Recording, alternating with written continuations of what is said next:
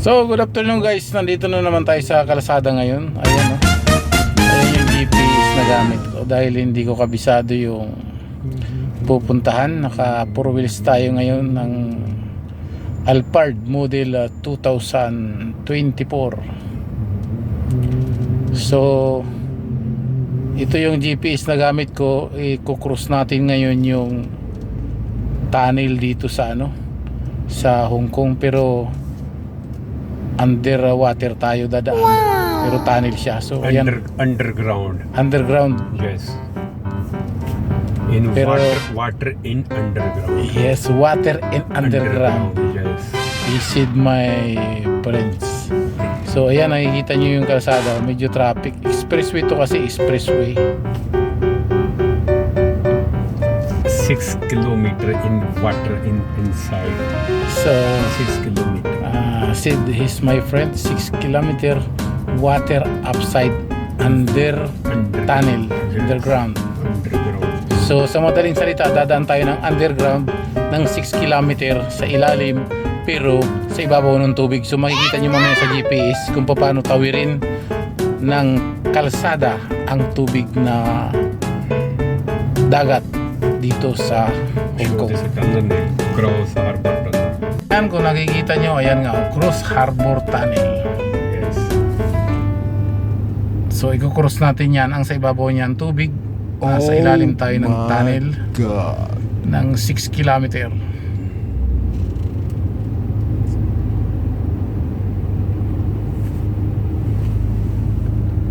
So medyo traffic din kasi, two-way lang kasi yan, yung tunnel na yan.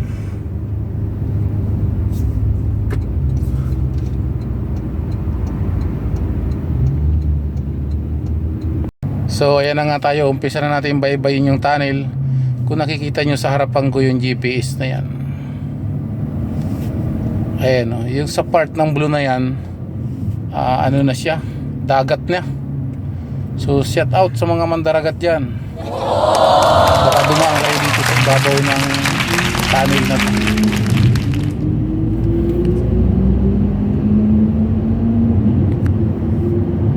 So ayan, tinawid na nga natin yung dagat. Nasa part na tayo ng Pangpang. Ayan yung tunnel.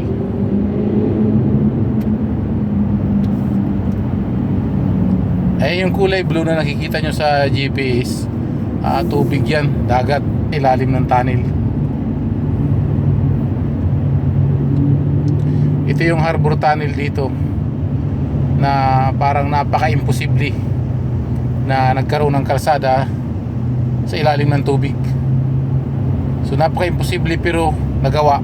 So posible na siya ngayon. Hindi na imposible. Posible na kasi nagawa na.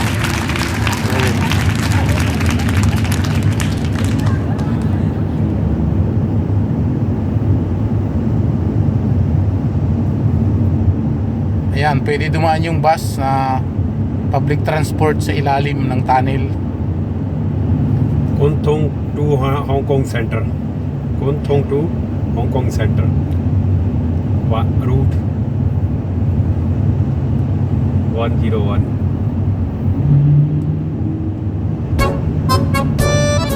So set out dyan sa mga biyahero. Lagi po tayo mag-iingat sa ating pagmamaneho.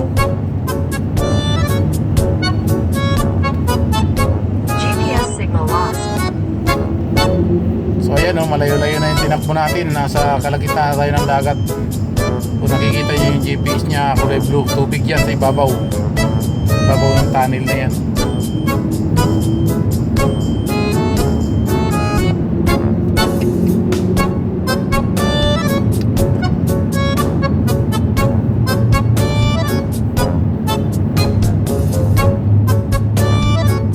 Medyo malayo-layo rin. Ayan, kung nakikita nyo, parang malapit na kami sa island. Pero yung island na yan, sa ibabaw yan. Dito lang kami sa tunnel.